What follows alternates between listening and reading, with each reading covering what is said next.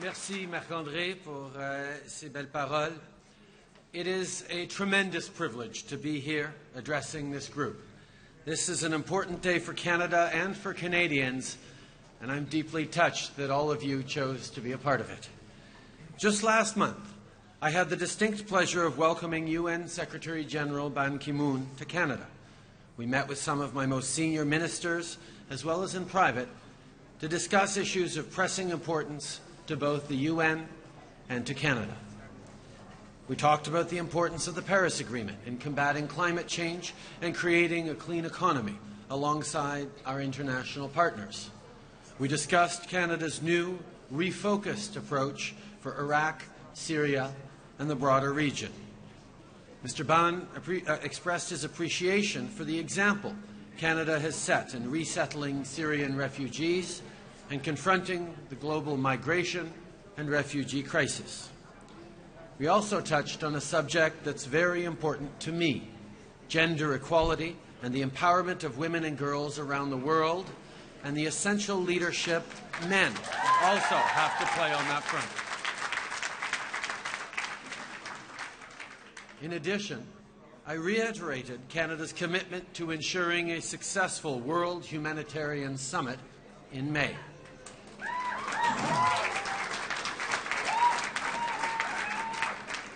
My wife Sophie and I were honoured to host a dinner for the UN Secretary-General at the end of his visit to Ottawa. There, I stated that Canada was looking forward to a renewed role at the United Nations in the years ahead. So today, I'm in New York to formally announce our intention to return to the UN Security Council table.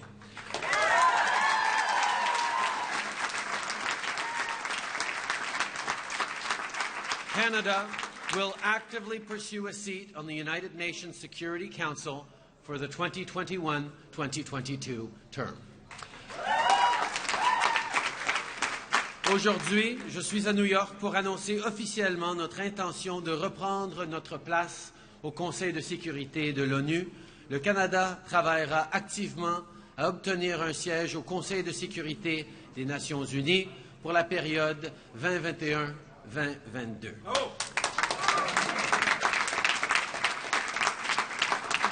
Now, it's one thing to say that we want to sit on the Security Council.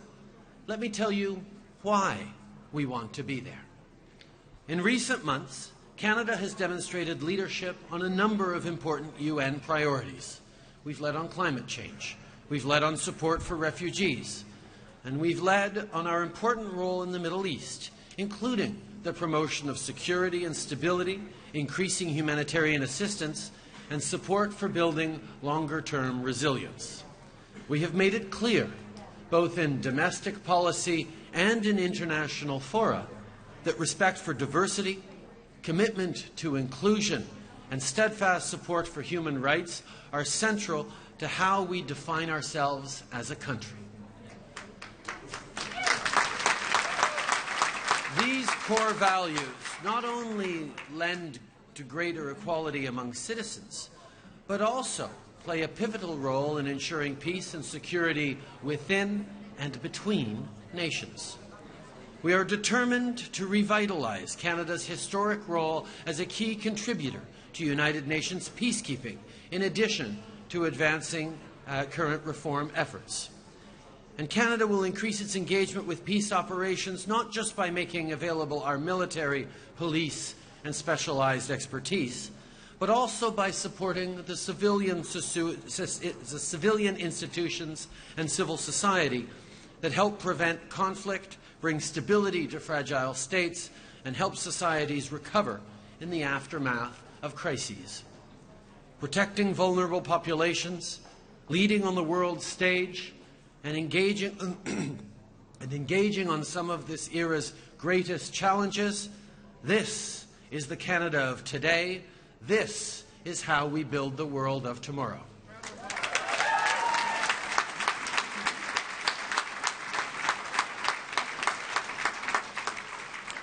Le Canada est membre des Nations unies depuis sa création en 1945.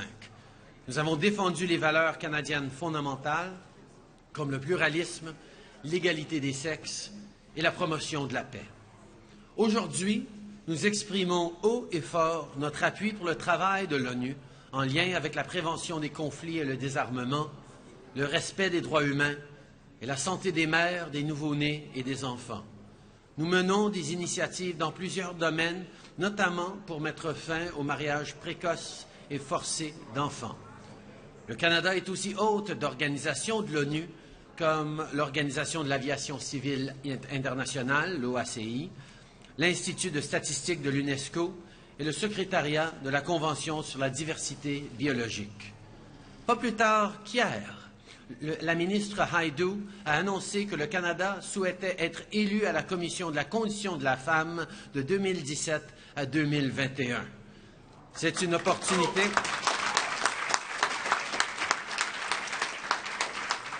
C'est une opportunité additionnelle pour le Canada de s'engager de façon multilatérale à soutenir les efforts visant à améliorer la situation des femmes à travers le monde. In an effort to revitalize our ongoing commitment to the UN, the Government of Canada has engaged with many key leaders of the United Nations over the past few months. This includes the Undersecretary General for Humanitarian Affairs, the Administrator of the UN Development Programme and Chair of the UN Development Group, and the UN High Commissioner for Human Rights, among others. Next week, we look forward to a visit from the UN High Commissioner for Refugees. Canada is ready once again to take a seat at the UN Security Council. Our last term concluded a decade and a half ago, in 2000. With a renewed commitment to international peace and security, now is the time for our return. Since 1945, Canadians have accomplished extraordinary things in support of the UN's mission to promote human rights, development, and peace and security around the world. We are determined to help the UN make even greater strides in support of its goals for all humanity. My friends, it's time. It's time for Canada to step up once again.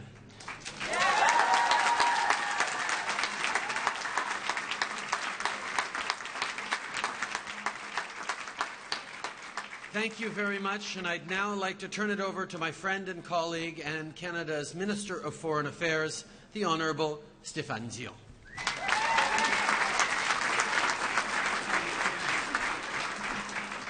Merci, Monsieur le Premier ministre, Mesdames et Messieurs, Ladies and Gentlemen. Permettez qu'à la suite du Premier ministre, j'explique brièvement pourquoi le Canada va activement faire campagne pour obtenir un siège au sein de cette institution cruciale qu'est le Conseil de sécurité de l'ONU. I will explain in French and repeat after in English. Dans ce monde secoué par l'instabilité, les conflits, la méfiance, le Canada a pour mission de prouver l'universalité de la conviction du Premier ministre Trudeau. Nous sommes forts, non pas malgré notre diversité, mais grâce à elle. C'est vrai au Canada, c'est vrai partout dans le monde.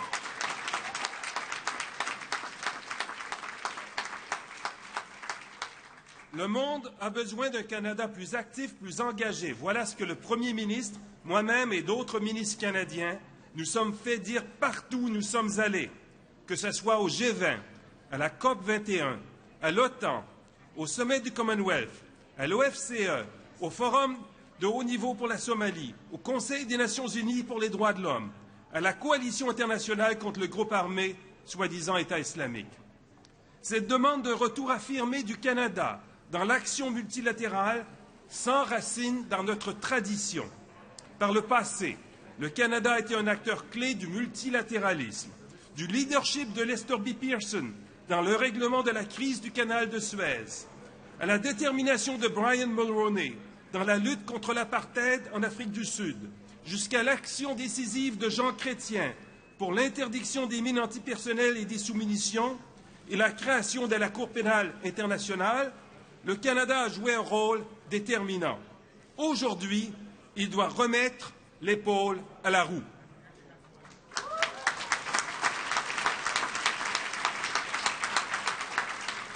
Today's announcement recommits Canada to the UN and to playing our role as a determined and effective peace builder. Perhaps more than ever, now is, for our country, the time for engagement over isolation, a time to redouble our efforts together to address the world's toughest challenges, from climate change to migration to security. After almost 20 years, it is time for Canada to be at the Security Council to address global peace and security challenges. We are running for Canada and not against our friends and allies who are campaigning for the same seats. We'll do what is needed to support the international community based on our experience of building a peaceful and resilient society in Canada, in bravely fighting for justice and security at the global stage, in promoting humanitarian assistance, development, training, capacity building, and protecting gender equality and all human rights.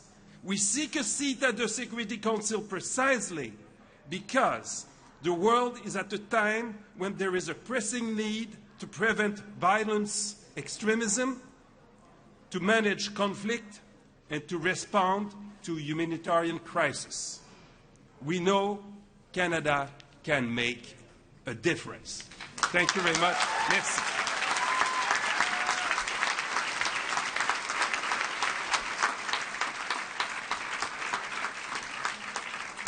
Merci Stéphane pour ton leadership et tes belles paroles. Now, if you'll all bear with me, I'm happy to take media questions now for a few minutes. Hi, Prime Minister. Laura Stone with the Globe and Mail. Thanks for taking our questions today. My question is about Saudi Arabia. Yesterday, the Dutch Parliament passed a bill calling for the government of the Netherlands to halt weapons exports to Saudi Arabia, citing ongoing violations of humanitarian law in Yemen. So is Canada going to take measures to ban arms exports to the country over human rights issues, or at least reconsider its $15 billion deal? We have committed to openness and transparency as we move forward in how we engage with countries around the world, how we make sure that Canadian laws and indeed Canadian values are being upheld by the actions that the Canadian government takes. In regards to contracts already signed, it is a fairly important principle that a change of government in Ottawa doesn't lead to the cancellation of contracts previously signed by our government and with the support of our government. So the decisions taken in the past we will not overturn, but moving forward we are committed to the kind of openness, transparency and rigor that, quite frankly, Canadians voted for in the last election. But as a follow-up, Prime Minister, why not? Why can't you cancel the contracts if there are human rights violations existing in this country? The principle that in engaging in international contracts, either between Canadian businesses or indeed the Canadian government, that a change of government does not endanger everything that was previously signed, is a very important one to respect. It would indeed be just about impossible for Canada to conduct business in the world, or any country for that matter, if there was a perception that any contract that went beyond the duration of the life cycle of a given government might not be honoured. Canada is a country of the rule of law, a country of democratic elected governments, and regardless of how we may feel about a previous government, the fact is they were democratically elected, they signed onto a contract, and we are bound to respect that contract. But as I said, as we move forward, we will demonstrate the kind of openness, transparency and rigor around laws and values that Canadians expect, and indeed the world expects.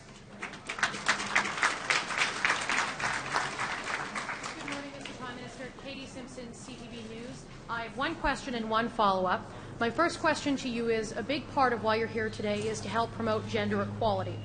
However, in the U.S., as you are well aware, a crucial round of primaries took place last night, and a candidate, Donald Trump, who has openly used misogynistic language, has taken one step closer to securing the Republican nomination.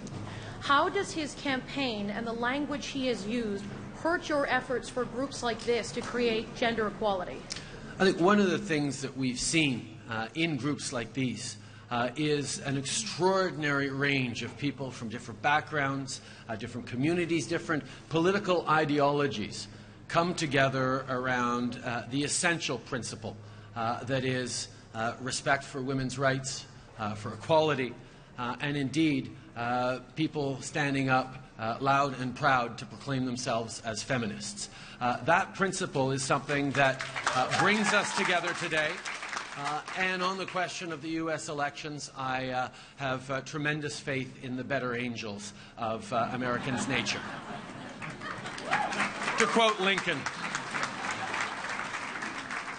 And my follow-up question is, there are reports this morning back home in Ottawa that the RCMP are expected to clear all of the senators who had their expenses examined under the Binney report.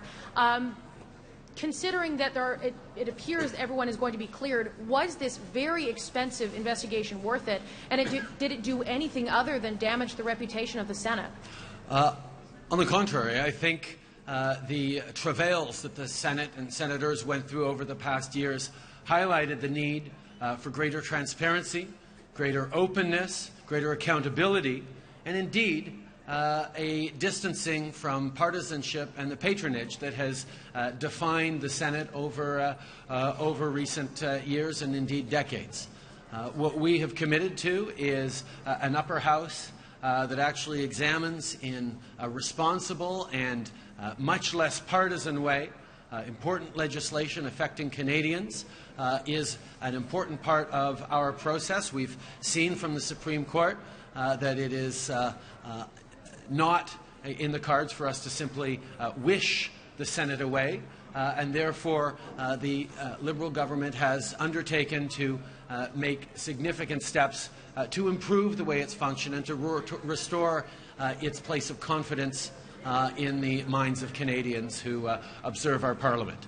That is what we're committed to. That is what we're going to do. And the various investigations and concerns and issues highlighted have led us to a place where I think we're on the right track. Comme vous savez très bien, les Canadiens avaient perdu confiance dans les Sénats et dans le Sénat et dans les sénateurs. Et c'était important de restaurer l'ouverture, la transparence, la redevabilité du Sénat et des sénateurs, tout en enlevant la partisanerie et les traitements préférentiels dans le Sénat. C'est pour ça que nous nous sommes engagés à établir un Sénat plus indépendant, plus rigoureux dans son étude de projet de loi et de sa contribution à la démocratie canadienne. Et j'espère que toutes ces années très, très difficiles pour les sénateurs, pour le Sénat, pour la démocratie et ses institutions au Canada, va nous amener à une place où nous allons encore une fois avoir confiance dans le travail que font les sénateurs.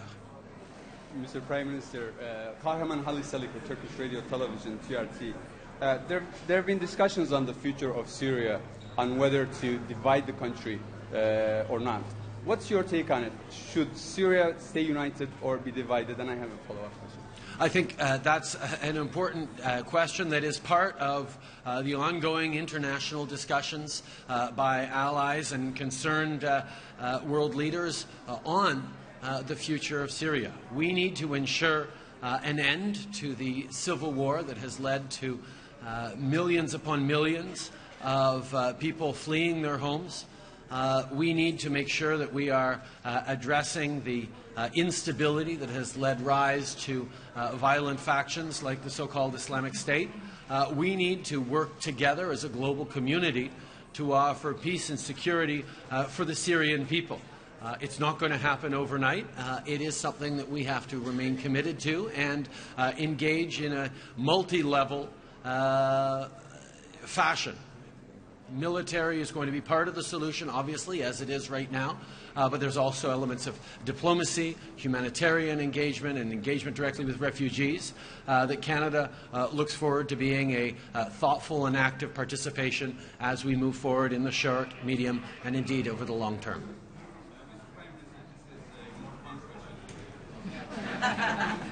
I always find those questions more difficult. Sorry. Speak closer to the mic. Sure. There have been searches on Google about how to move to Canada after the election. Are you ready for thousands of Americans coming into your country? I mean, what's your take on it? We haven't heard anything from you. Thank you.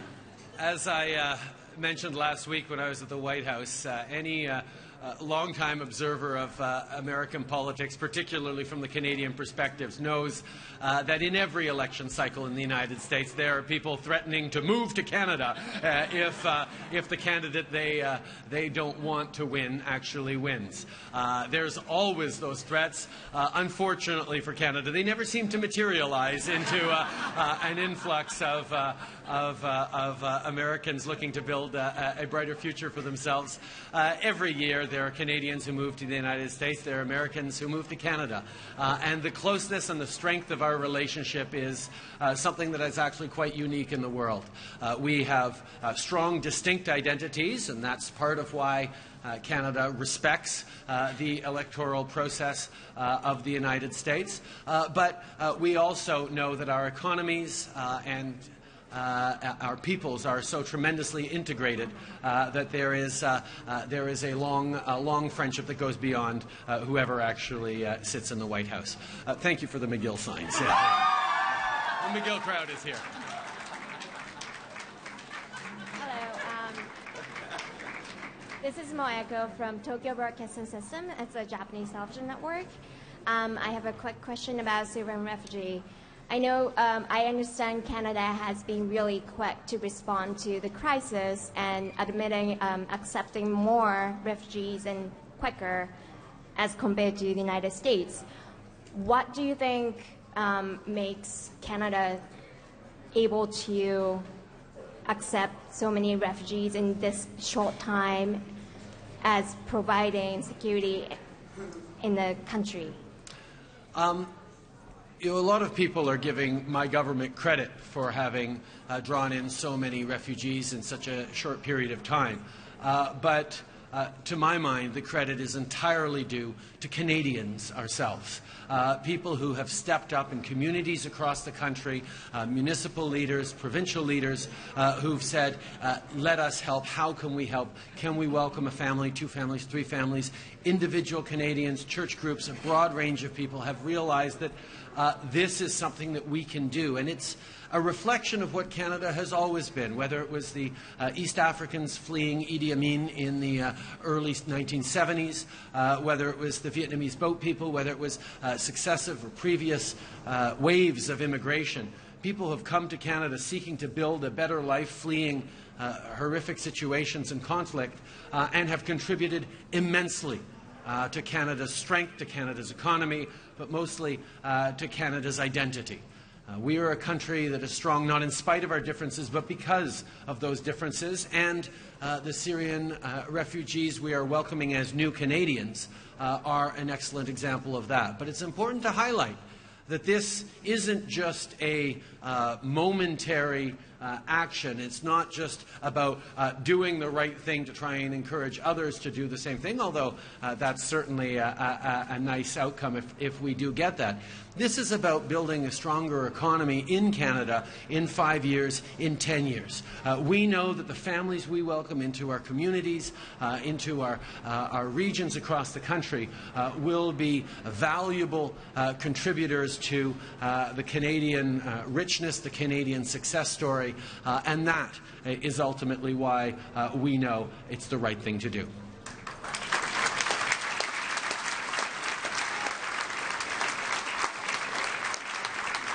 Yes, Joseph Klein of Canada Free Press. In balancing human rights values of individuals, dignity, and freedom of expression, how do you believe that denigration of a religion should be treated legally in Canada?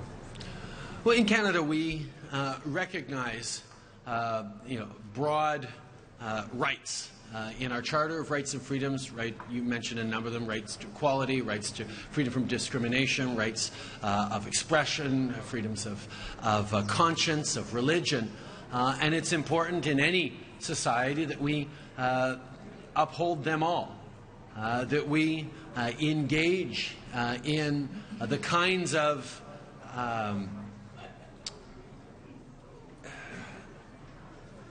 living together and mutual respect that must be at the heart of any society now around the world.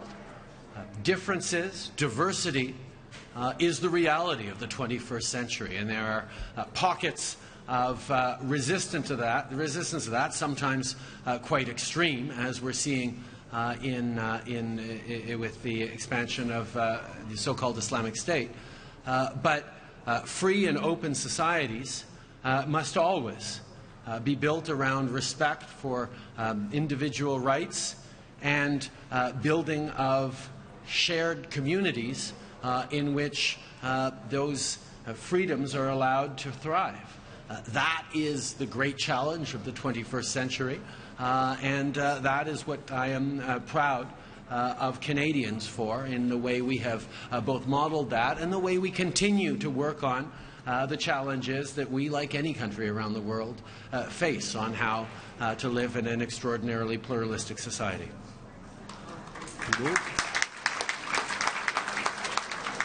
Loin de Radio-Canada.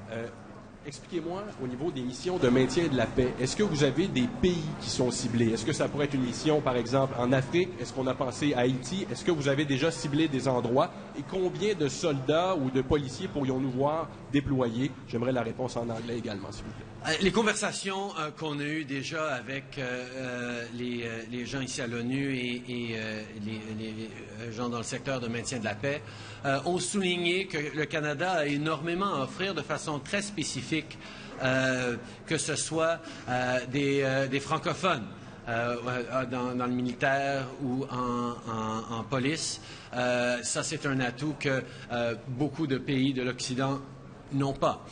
Que ce soit au niveau des spécialistes et des commandants, que ce soit de l'expertise extrêmement sophistiquée dans certains enjeux, les Canadiens ont énormément à offrir. Alors notre façon d'engager, comme notre façon d'engager dans le monde en général, sera toujours basée sur la meilleure façon d'aider. Qu'est-ce que le Canada peut offrir que peut-être d'autres pays ne peuvent pas offrir? On sait que par notre modeste taille, c'est pas par le poids des chiffres que nous allons faire une différence massive, c'est par la qualité de notre engagement et le sérieux avec lequel on prend nos responsabilités d'engager de façon responsable. Alors, pour moi, c'est des conversations que nous sommes en train d'avoir, mais nous n'avons rien à annoncer pour l'instant par rapport à où et combien sera notre engagement. In engaging in peacekeeping, the way we need to engage with the world writ large, Canada has to recognize that we will never be able to make massive numerical contributions simply because of our modest size and population. Canada always needs to look for how we can best help, how what Canada brings to the table is perhaps unique or at least uniquely suited to the circumstance it weighs in on. We need to look at how the quality and the seriousness with which we engage in any given situation makes us valuable and valued partners and allies in international engagement. When it comes to peacekeeping, we have a number of specific elements that have been highlighted by our international friends and partners as being areas where Canadian support is needed. One is on having bilingual and francophone commanders and operatives and actors. We have obviously capacities that many Western countries do not in terms of bilingualism. We also have capacities in terms of command, in terms of specialists, in terms of many other things that are particularly well suited to particular challenges we have. And as we go forward, we will always look to how Canada can best engage the world in a responsible way that is consistent with our strengths and, of course, with our values. Merci beaucoup. Thank you very much, everyone. Merci pour votre attention. Merci d'être ici ce matin. Merci pour votre appui. Thank you very much. Take care.